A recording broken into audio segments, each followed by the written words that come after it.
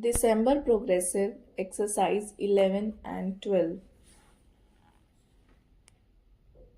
I deem it a privilege to be invited to address this joint session of the US Congress.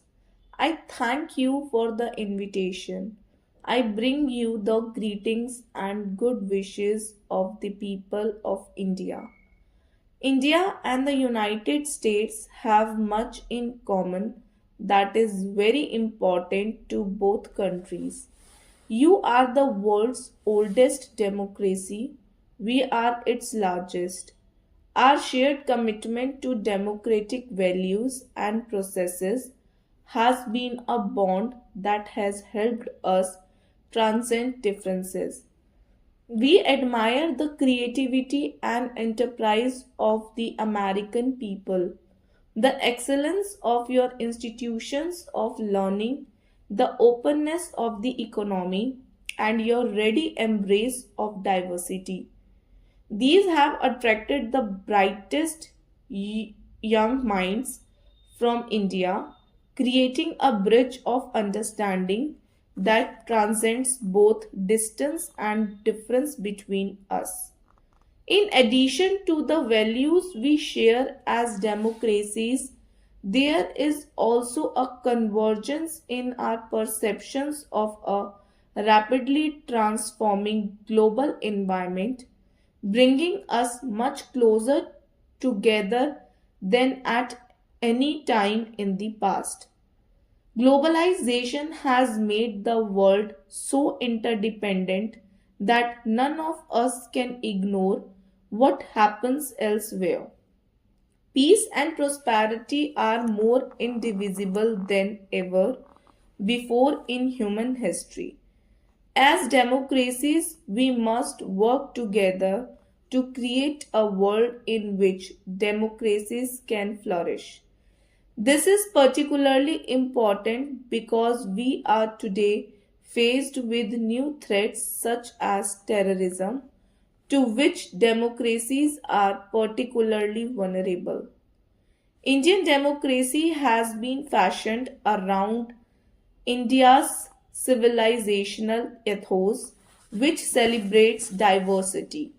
Our society today is the result of centuries of assimilation of diverse peoples and ethnic groups. All the major religions of the world are presented in India. We have a tremendous diversity of languages, customs, and traditions. The father of nation, Mahatma Gandhi, called for universal adult franchise as early as 1931. Long before India became independent, our political leadership remained true to this commitment, and the constitution we adopted after independence enshrined democracy based on free elections and the associated principles of tolerance of dissent, freedom for political activity, protection of human rights, and the rule of law. Our first Prime Minister Jawaharlal Nehru, addressing this very forum in 1949, acknowledged our debt to America on this score. He said that you could hear in our Constitution the echo of the great voices of the founding fathers of your republic. The real test of a democracy, how the Constitution functions on the ground. All Indians can be proud of what we have achieved in this area, and our experience is also relevant beyond our boundaries. Free and fair elections are the foundation of a democracy. Over the past 6 decades, governments in India at both the national and state level have regularly sought the mandate of the people through elections. Our elections are conducted under the supervision of a statutory independent election commission. which has earned respect for its fairness and transparency, both at home and abroad. The independent judiciary has been a zealous defender of our constitution and a credible guarantor of the rule of law.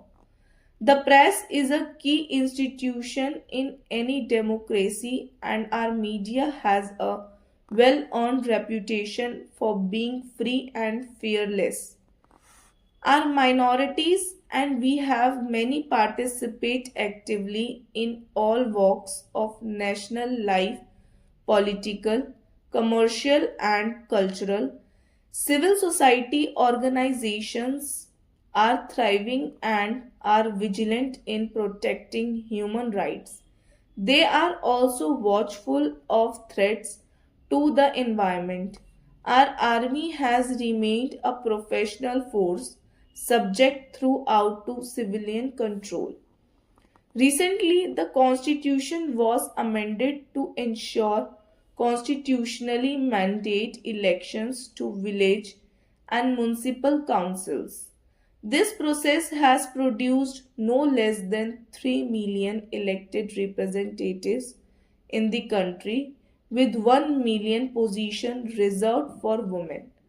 This has brought democracy closer to the people and also empowered women and promoted gender balance.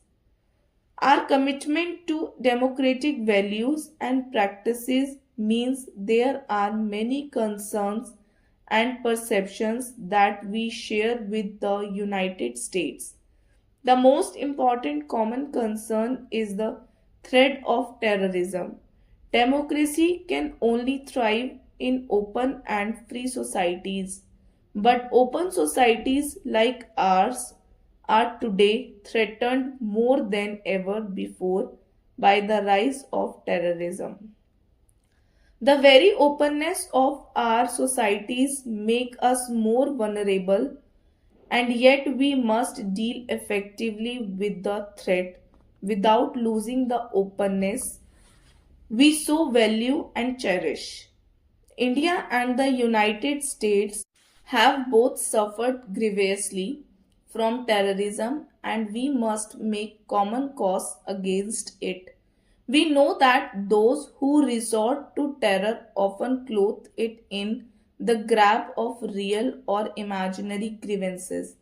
We must categorically affirm that no grievance can justify resort to terror. Democracies provide legitimate means for expressing dissent. They provide the right to engage in political activity and must continue to do so. However, for this very reason, they cannot afford to be soft on terror. Terrorism exploits the freedom our open societies provide to destroy our freedoms. The United States and India must work together in all possible forums to counter all forms of terrorism. We cannot be selective in this area. We must fight terrorism wherever it exists in the world.